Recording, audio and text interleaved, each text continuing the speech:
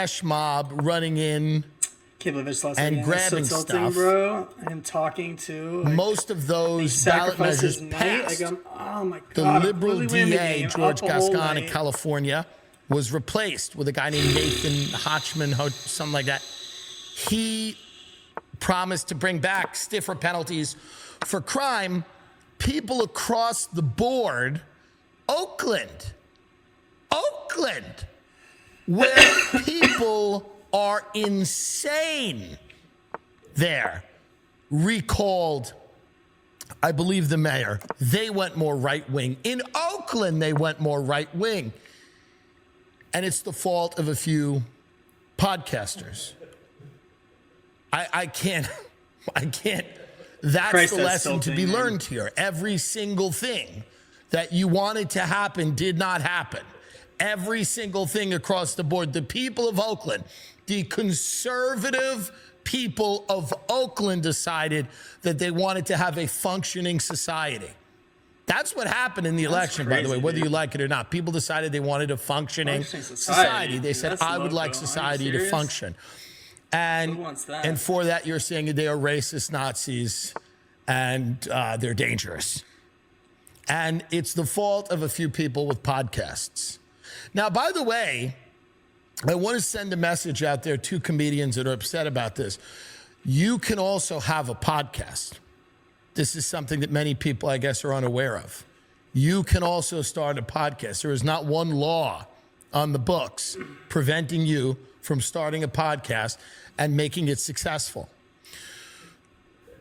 You can do it. You are absolutely within your rights, well within them, to start a podcast and have it be very successful and then bring on any candidate you want and talk with them. But the same reason that many of you guys don't have a podcast is the same reason that Kamala Harris would not go on Joe Rogan. Because Kamala Harris was depending on the institutional media to elevate her campaign in the same way that many of you have depended on the institutional structures within the entertainment business to give you a career.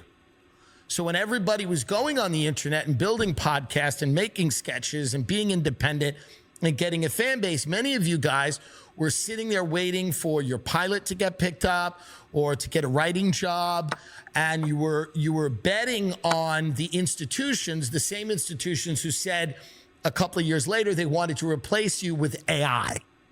Those guys, those institutions.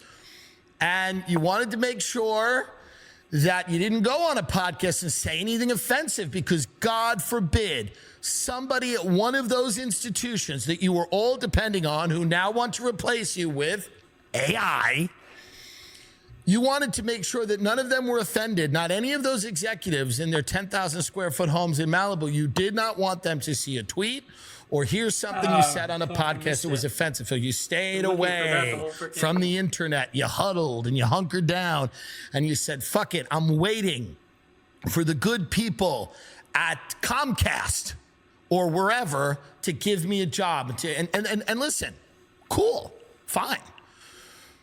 But nobody prevented you from having a podcast. Nobody prevented you from getting a fan base on the internet. And certainly nobody prevented you from having Tim Walsh or Kamala Harris on that podcast. Nobody prevented anybody from going on any podcast. In fact, Kamala had a standing offer to go on Joe Rogan. She would not show up to Austin and sit there for 2 hours. She wanted Joe Rogan to fly to her and sit there for 45 minutes where she could give tightly scripted answers to questions that he would